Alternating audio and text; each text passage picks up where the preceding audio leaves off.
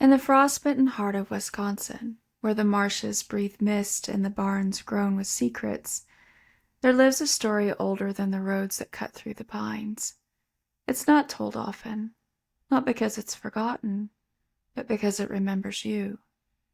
It began in 1871 when a grieving father carved a harness yoke from black walnut after his twin sons vanished on a logging run near Necedah. He soaked it in brine and blood, swearing it would never break again, but that oath only bound the grief tighter, and the yoke slipped free of the barn, wandering across snow and swamp with a life of its own.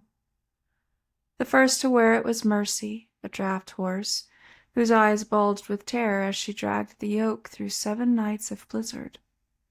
On the 8th dawn she stood in the cranberry bog, neck bent like a sickle, frozen solid, the yoke still warm against her hide.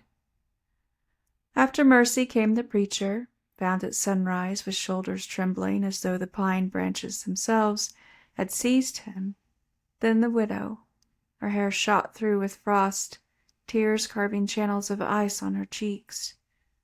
Most recently, a boy who swore the trees whispered his name, beckoning him deeper into the pines.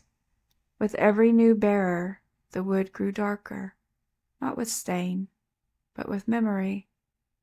Locals learned 2 iron rules: never wander into the woods after dusk, and never whistle beneath the pines at night.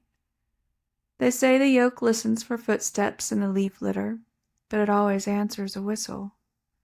Once you blow that hollow call, it slips between the trees to settle around your neck. Then the fog thickens, and you march those logging roads forever, calling names only you remember. They speak of ghost barns that appear where none stood before, and antique shops that vanish at dawn. Wear the yoke once, and you'll carry grief like a boulder, neck bent, eyes wide, haunted by voices only you can hear. Elders gather by cider and salt to call the ritual of release.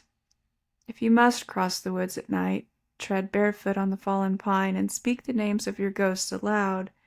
Should you hear a distant whistle, drop to your knees, press your hands onto your heart, and wait.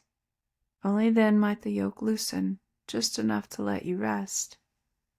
So if you hear the creak of wood behind you and the low breath of oxen in the fog, don't turn around.